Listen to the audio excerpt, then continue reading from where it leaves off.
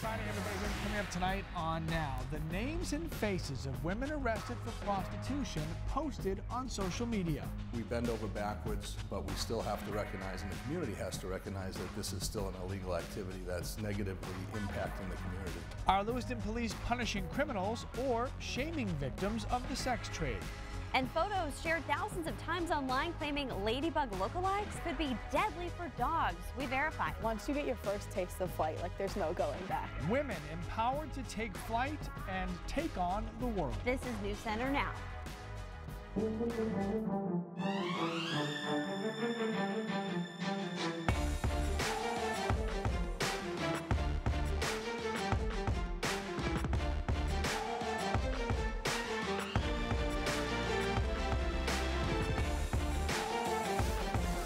Law enforcement and victim advocates in Maine are working together to end the illegal sex trade, but a recent arrest put the two groups somewhat at odds. Hello, everyone. I'm Lindsay Mills. And I'm Lee Goldberg. They do have the same goal, but sometimes they disagree on the methods to get to that end goal, and that is the case in Lewiston right now. Sometimes by having your name there, it may cause the person to realize that, okay, you know, my life's going the way I really don't want it to go. It needs to be addressed, and there needs to be consequences for that, and I agree with that. But what I don't agree with is identifying and labeling somebody as a prostitute. Advocates of sex trafficking victims are disappointed that the Lewiston Police Department chose to publish the names and faces of 3 people arrested for prostitution. The information was also shared on the department's Facebook and Instagram pages. It's challenging once that happens because it puts barriers between people wanting to receive services and wanting to get help, because they're already being labeled and identified as a prostitute. And once you give that label to somebody or identify somebody as that, you know, it's hard to come back from that, personally and professionally and just in the world in general.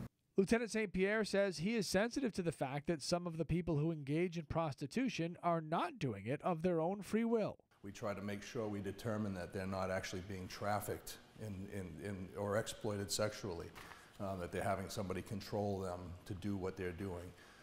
We bend over backwards, but we still have to recognize, and the community has to recognize, that this is still an illegal activity that's negatively impacting the community. The majority of the time, I won't say every single time, but the majority of the time, there's a crime being committed against them, you know, behind the scenes where people aren't seeing it.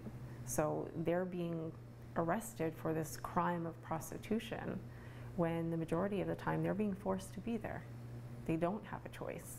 As far as publicly identifying those arrested, there are 2 very different schools of thought. This was embarrassing for me, so I'm gonna seek some help. I'm gonna get some help with my drug addiction. I'm gonna get some help with whatever I need to, and use the services that we're readily providing them. There's a difference between being identified as somebody who broke the law because they're driving under the influence and somebody who is arrested for prostitution. Because once you're given that label, given that name, you're looked at differently within the community. People will look at you differently.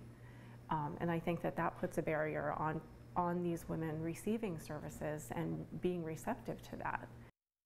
Now, Tricia added that she thinks advocates should ride along with police officers when they go interact with prostitutes, because people being trafficked may be more willing to open up to them than they would be willing to open up to law enforcement. Now, this is a conversation you guys started all on your own when we posted news of the latest arrest on our Facebook page. So many of you wanted to know why the names and the photos were actually made public. Sharon says, I'd like to see the men's names and photos who are paying these women. Sick and tired of shaming the women only. Amanda takes it a step further, saying it's high time we legalize prostitution for 2 consenting adults. Timothy thinks the police aren't handling this correctly. They offer help in making positive changes while simultaneously shaming them. But Peggy says everybody knows prostitution is a crime in our state. These people are criminals. All right, so switching gears totally to the weather, which was really nice as far as warmth today. If you're going to get out of town to see any family this weekend, he says the weather will help you on your trip. Yeah, it looks pretty good, actually. I mean, it was kind of a strange day. We had showers, still a few of them over the mid-coast, but we did break out to at least an hour or so of sunshine in most spots, and that was enough to drive temperatures up. You can see it in the 6-hour loop here, these breaks in the cloud cover, breaks in the clouds right now just to the north of Augusta and down across southern York County as well. Now, temperatures responded pretty well to this, but didn't quite get to the 60 that I wanted. Got to 58 in Portland, 53 in Sanford, 59 in Freiburg, and 54 in Augusta. But it did, for a period of time, feel relatively mild here through the early afternoon. Right now, we're in the low 50s along the coastline, 50 or so out towards Lewiston. So, the last of the showers are done by later on tonight. By 10 or 11, most of us will be cleared out. And tomorrow is a gorgeous day. A lot of sunshine. Temperatures start around freezing for most of us, but because of the sun angle, we do drive them up into around 50 by the afternoon, probably mid-40s in the mountains and across northern Maine. Then just a little sprinkle or flurry early on Easter Sunday, after that clearing out. So I'd say basically 3/4 of the weekend will be sunny. After that, there might be some snow next week, so we can talk about that later, guys. Yeah, we're going to leave that right there. Okay, news from today. Arrested for murder after 2 bodies were found in a burned out truck under a bridge in Bangor. John de St. Croix was charged for the murders of Michael Bridges and Desiree York. We will have a live update coming your way on NewsCenter Maine at 5:30. A jury says the Pulse nightclub shooter's widow did not have a hand in the mass killing. She was found not guilty on all counts, including supporting a terrorist and obstructing justice.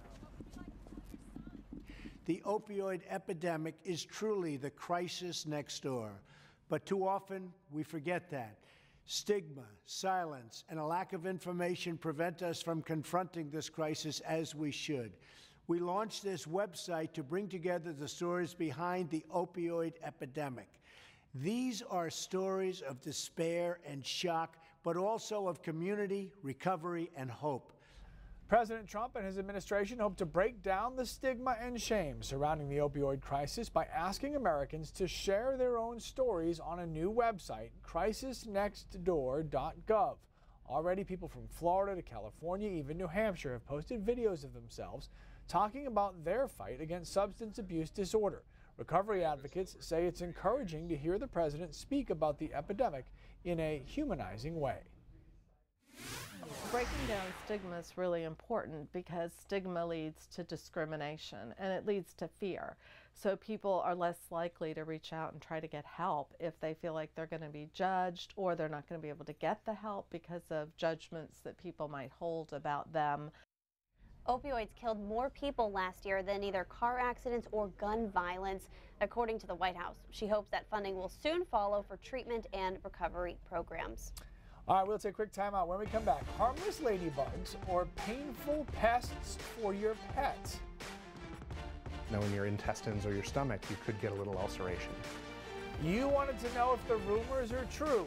We found the answers. And some of the most feared predators of the savannah just feed away the terrifying moments caught on camera.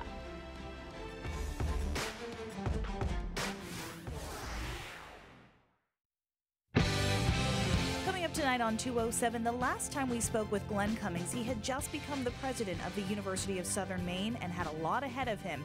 How's he done? We'll catch up. Plus, good old-fashioned rock from Bree Lane on 207. There's a rumor going around on social media that a bug that looks a lot like a ladybug could be harmful to your pet. So, do we have to be worried about our furry friends? When you have a question, it's Chris Costa's job. It's his mandate to find answers. The snow is melting, the temps are rising, and more little critters are crawling out from hibernation. These may look like ladybugs, but they're actually Harmonia axaridis, the Asian lady beetle. Many find refuge during the winter in cracks of doors and windows. Once it warms up a little bit, they'll tend to move toward the warm location. You know, they're in the dark, so they move toward the warm, which tends to move them into the house. Many people worry they could be harmful to dogs or small kids if swallowed. One extreme case from a few years ago shows a dog in Kansas with nearly a dozen stuck to the roof of its mouth. They stick because of the liquid the bugs secrete when they're scared. And the worst that could happen would be a little bit of ulceration on the roof of the mouth where the bugs secrete that hemolymph. Feels just like a little lipoma, you know, one of those fatty cysts. Veterinarian Dr. Matthew Ford says these cases are pretty rare, but that these bugs could pose other health problems if swallowed. You know, in your intestines or your stomach, you could get a little ulceration. Yeah, lady? He says antibiotics can typically solve the problem. She's a good girl. But dog owners should look for signs of their pet not wanting to eat or perhaps having vomiting or diarrhea. Yeah, pretty unlikely that anybody would run into it unless their dogs are big-time bug eaters. And Dr. Ford says if you do see one of these bugs in your dog's mouth, call a vet. And if there's only 1 or 2 bugs, you can remove them yourself. And you can, the heebie-jeebies. You can prevent them from entering your home by sealing any cracks in doors or windows. And if they still get in, you can use a vacuum cleaner to clean them up. Okay, when you go on safari, you pretty much expect you're going to get up close and personal with some pretty majestic creatures. But one big cat got a little too close for comfort. Meow. This safari group was watching 3 cheetah brothers on the hunt when one cat climbed into the back seat and the other perched on the hood of the Jeep. The safari guide told everyone to stay still and slow their breathing. This is something like out of Jurassic Park, hoping to keep the predators at ease. Eventually, the cheetahs left, but the tense moments were all caught on camera. Ooh. I mean, so cute and scary at the exact same time. Yeah. Not often that we see a woman in the cockpit, and the pilots of Katahdin Wings say that is a problem. We will meet the high-flying ladies coming up next. You might hate me for even bringing this up, but is there snow in the forecast? Keith is bursting our springtime bubble big time when we come back. So what if on a whim you could just pack up and go anywhere in the world like that? Exactly. That's one of the perks of being a pilot. And for a group of women in Maine, learning to fly is also empowering. There's a group of women who hang out at hangars, like this one in Wiscasset. Lisa Reese is a pilot. She's been flying since 1991. I didn't think it was attainable. You know, I thought somebody, if you were going to fly, you had to be in the military, you had to be rich, you had to be a man. It wasn't until she met her husband, a pilot, that her dream of becoming one herself took off. Reese is a member of the Katahdin Wings, a group of women who live in Maine and love to fly. Their mission, to spark interest in the next generation. Getting up in the air for the first time and just this little Satabria, it was like unbelievable. Lindsay Gordon is a senior at Wiscasset Middle High School. She's also a member of an ROTC program in Lewiston. Although she's learning the ropes, her ambition is sky high. I really want to serve my country and be able to do that while flying, and I'm going to take the military route so they pay for my dental school because I also want to be an orthodontist. So I think it's like the best of both worlds. I'm getting to be able to fly and to be able to be an orthodontist, so I'm so excited to do that. Jenny Jorgensen has been a pilot for decades. For many years, she worked as a teacher. Leaving school, knowing that I was coming to the airport and just get in my plane and fly up in the air is just this invigorating freedom kind of feeling. Recreation aside, flying can also be a career. And these women want to get the word out. They say only 5% of pilots are women. It makes me feel whole. They also say learning to fly is a challenge with a great reward. And these hangars are a little slice of heaven. Now, Jenny Jorgensen's grandmother was a pilot, so Jenny flies to continue her legacy. Also, the Katahdin Wings is the main chapter of an international group called the 99s, hence the name. The group's first president. Want to take a guess? I know you already got this right on Facebook. That's okay, you can tell everybody.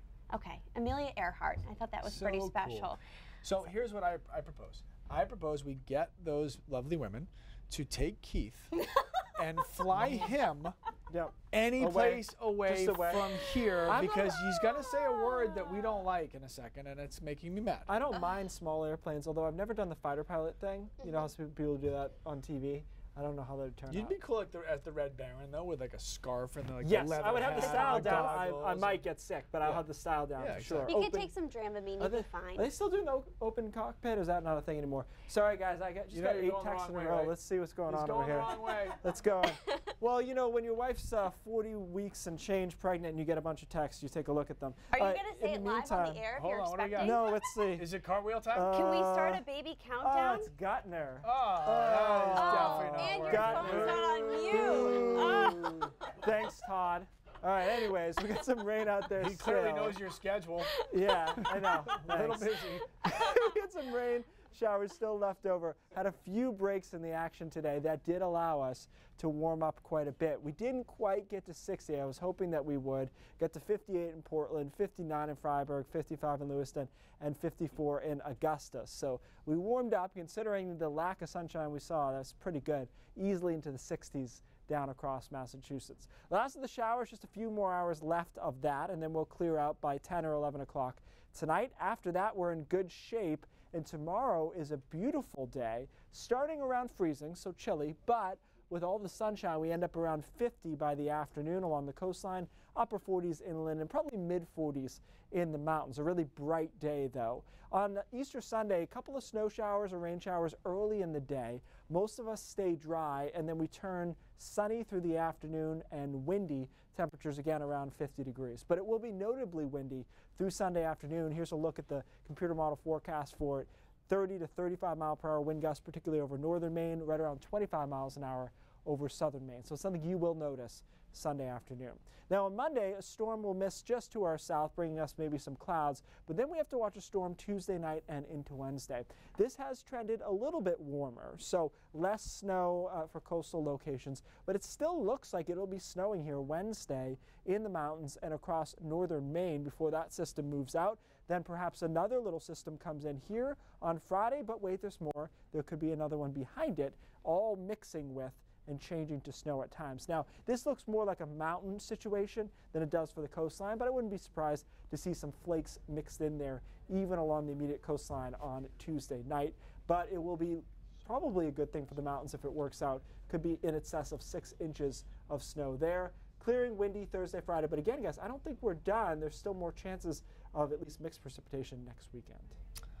Fantastic, Keith. So glad you stopped by. So Todd's text was the best thing to come out of that forecast. It was actually like work related, which is even worse, you know. So he doesn't have any idea you work between 5 and 5:30. No, I don't think he knows about the show. I'll tell him. What else is new?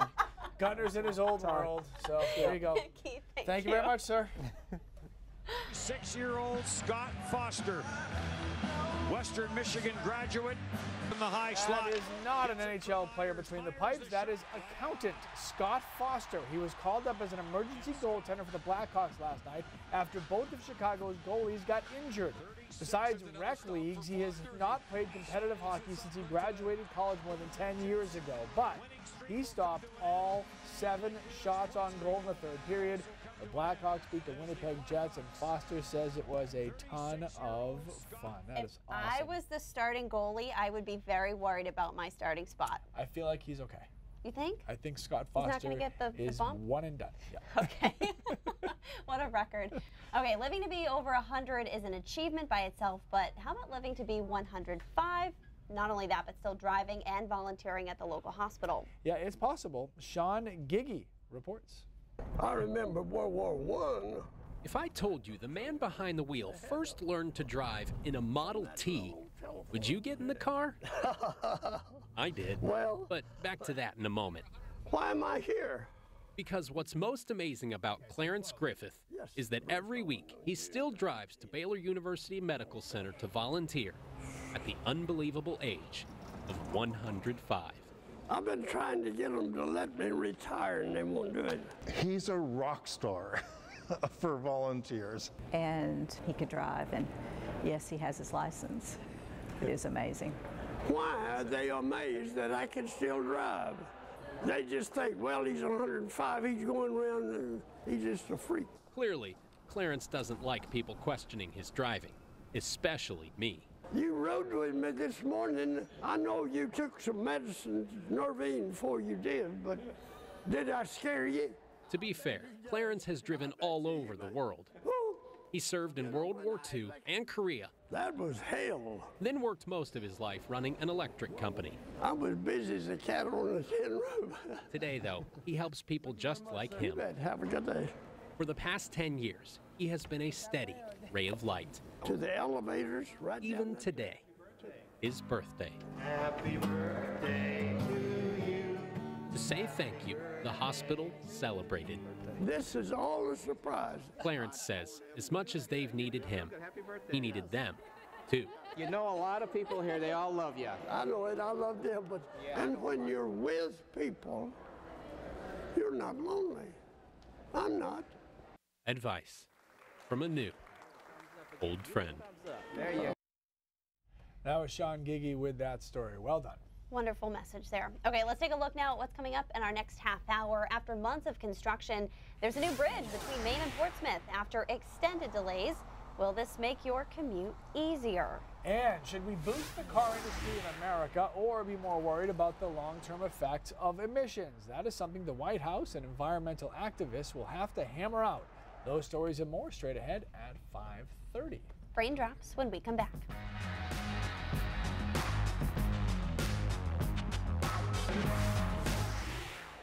So pertinently timed, today's brain drops. This is Paula's official or due date today. So what are the chances the baby is born on the due date? Well, between 3 and 5%. They're not great. But there's some more interesting data within that, which is this is a 14,000 person woman survey that shows when the most likely time for birth is. And it's no surprise that it's clustered around 39 to 40 weeks on either side of that. But let's go to the next graphic. This is kind of interesting. It's within how many days of 280, which is strictly speaking the full term exact number, did you have the baby? So a very small percentage of them have it within a day on either side. It's about 12%. But when you get up to within 7 days, you're looking at 62% of women having their baby within 7 days of the due date, which is not bad if you think about it. So it's clustered in there, but certainly there is some range in here. And there's another graph that Paula has been wondering about, which is if the baby's in there longer, does that mean that they're going to be bigger, right? Do they just stop at the time when they're supposed to stop, or do they keep cooking kind of indefinitely? So this graph, this next one here will show you, in general, there is an upward trend between 40 weeks and, if we make it to 43 weeks, Paula will not be happy. But there's an upward trend, but you'll notice these are all the data points in there, Lee. And so there are babies that are born well after their due date, and they're still pretty low on the weight. So I have a question. Yeah. Is this first baby? Here's the next graph. Okay, Come sorry. on, the next graph Didn't is mean to coming cut for you that. off. Keep going. No, but so let's go to the next one, because first babies are later. Sure. And everybody will say that, although people will say a lot of things that aren't actually true about childbirth. Also but this very one's true. true. This one is true. And so what you got is your first child is in the blue here, so you can see the peak is at and after the due date. Second and third children, very similar, are before the due date, more likely to be before the due date. So those are the stats of it, and people have been saying that from the beginning. More fake news on pregnancy. They tell you it's 9 months. 9 months is 36 weeks. Do the 40 math on weeks that. is 10 months. It's not 9 months. Sounds better that way. I think doesn't they it? just want to make you feel better. Yeah. All right, NewsCenter 5:30 coming up right now.